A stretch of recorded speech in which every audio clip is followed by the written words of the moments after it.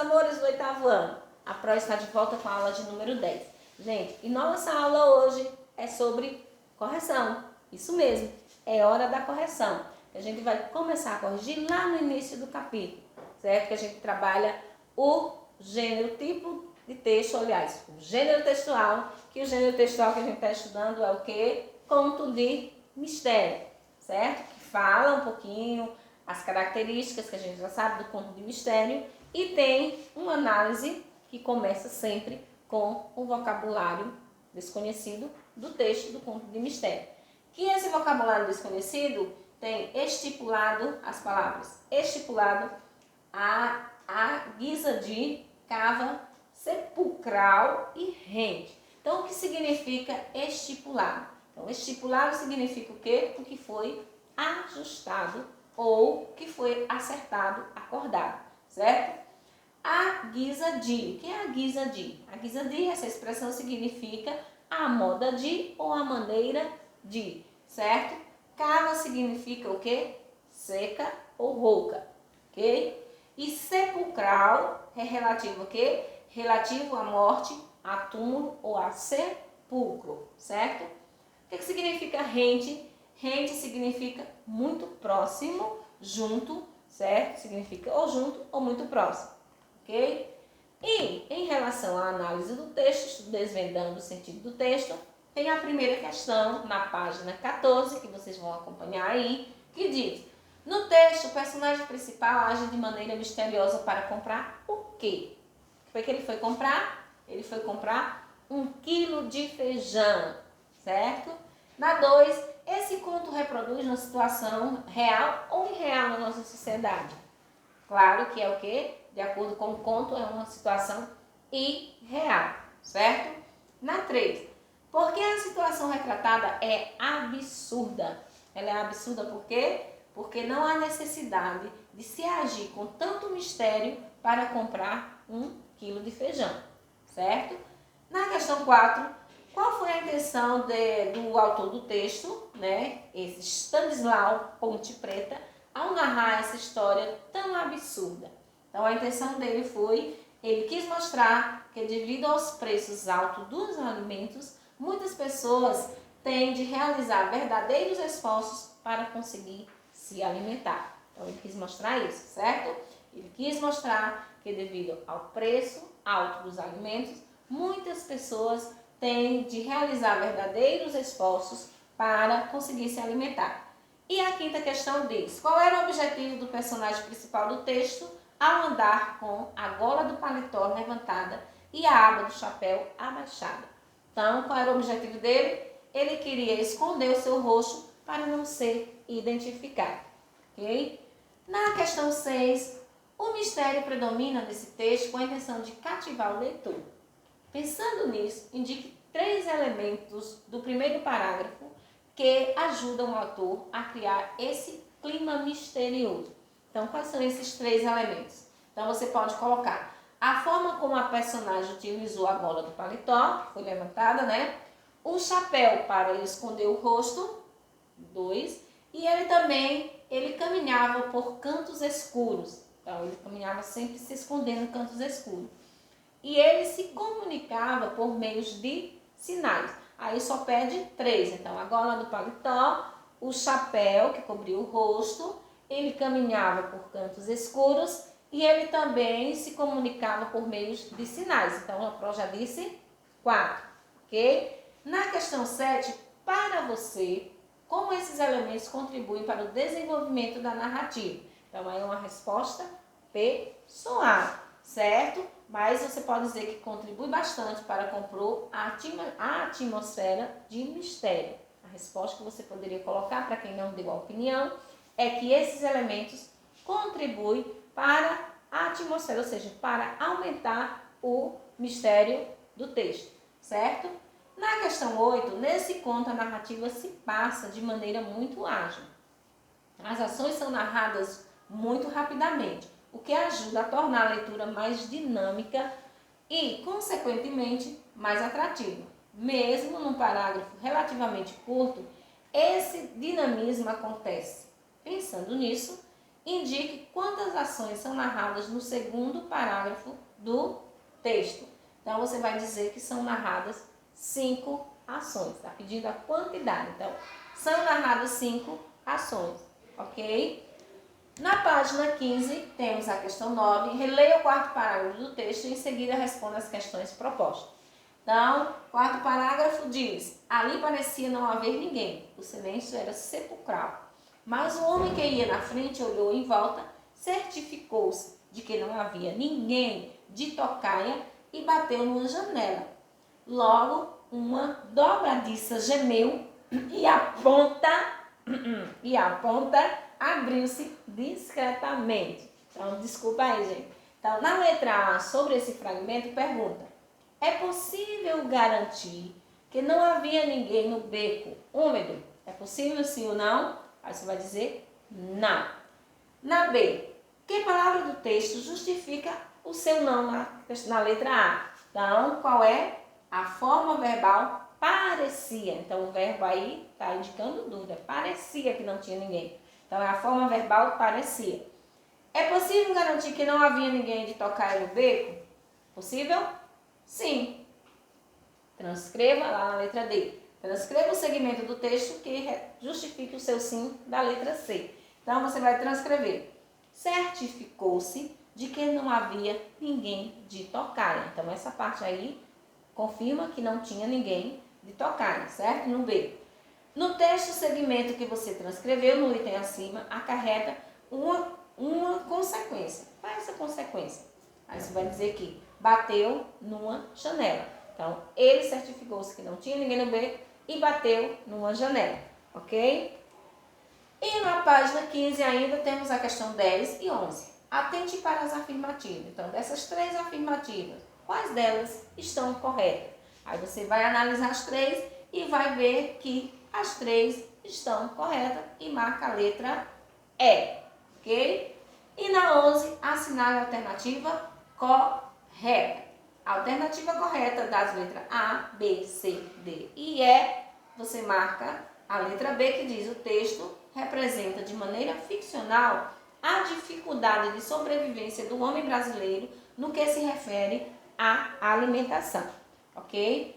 Então, ó, na página 16, que é onde começa mais uma interpretação do texto falando sobre o encerto de Drácula, certo? Então, é um textozinho longo, que é só uma parte do livro Drácula, que fala sobre Drácula, e que nós temos na página 21 mais um vocabulário desconhecido.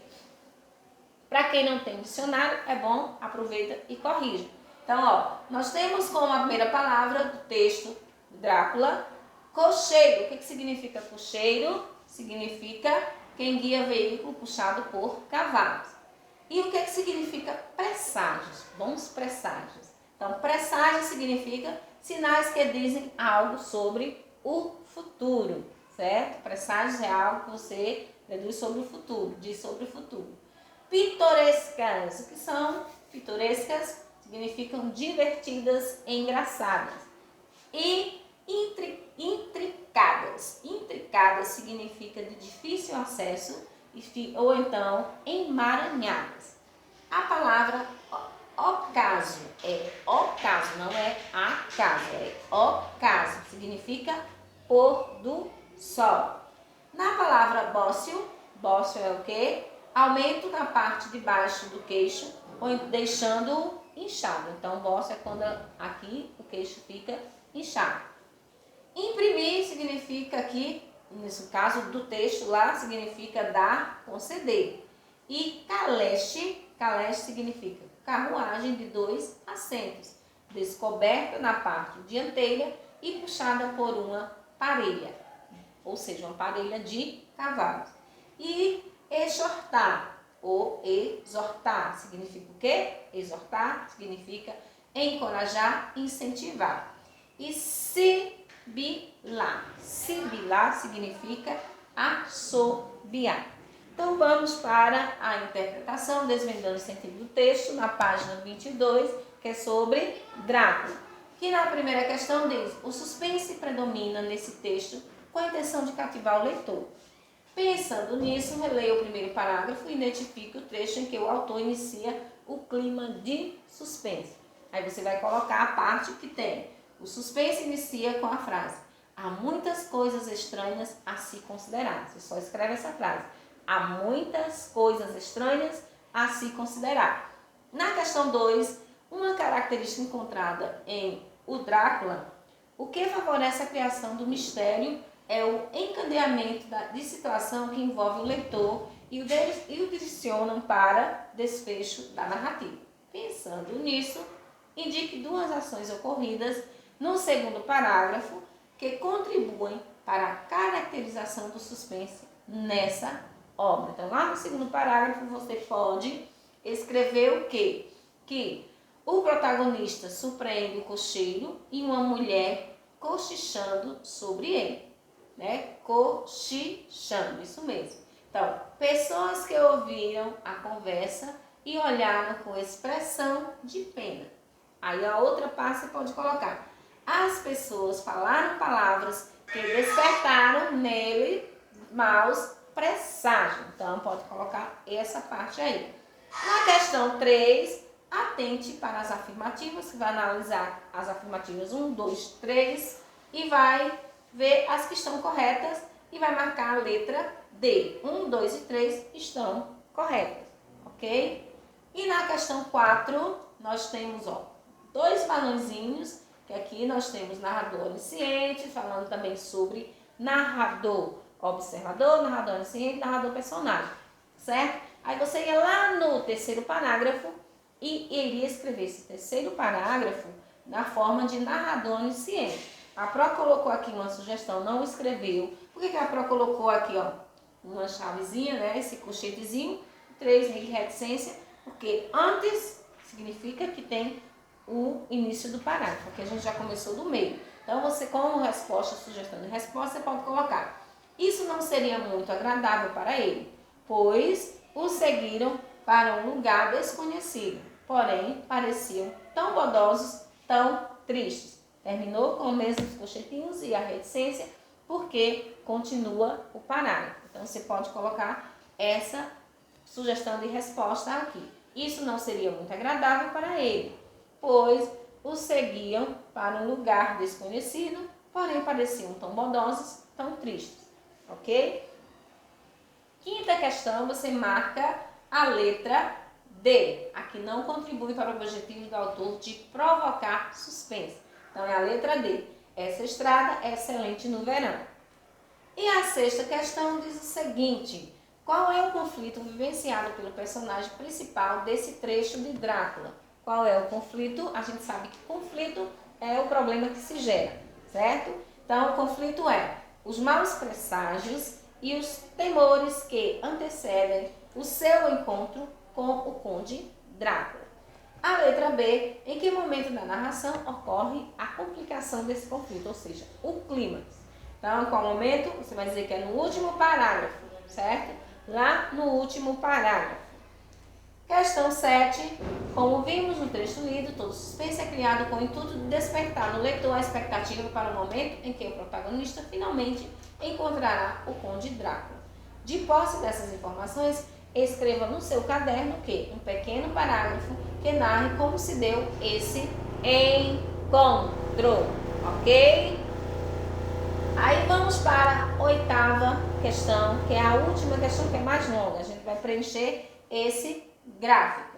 Então, o gráfico diz o seguinte: ao voltar para a carruagem depois do jantar, o protagonista percebe algumas pessoas olhando-o com pena. Então, você completa a palavra com pena, a expressão.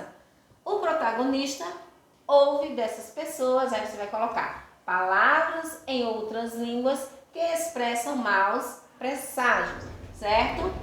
Ao seguir viagem em direção ao castelo, as pessoas agora, uma multidão considerável, fazem gestos de quê? Gesto de cruz para o protagonista, sinal de feitiço ou proteção. Próximo balão, o protagonista segue viagem admirando as belas paisagens do caminho durante o dia, mas à medida que prossegue, começa a escurecer, certo? E no último quadrinho, no último traço, da má qualidade da estrada. No próximo balão você vai completar com que os cães do lugar eram muito ferozes.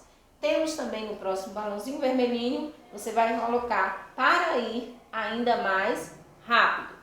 E nesse último balão verdinho, você vai colocar: os passageiros começaram a presentear o protagonista, saudando-o com que? Com palavras amáveis e bênção, certo? E nós temos aqui os últimos balões que diz: os passageiros começaram aí com palavras de bênção, que já disse na questão anterior, na página anterior, e tem: a carruagem entrou numa atmosfera tempestuosa, pairava uma pesada e opressiva sensação de trovão. No próximo balão você completa com uma carruagem estranha. E no próximo, e o levou pela escuridão. E no último balão diz: inúmeros uivos de cães, depois uivo ainda mais intenso e cortante, ok? Nossa correção termina aqui. Um beijo a todos e fiquem com Deus.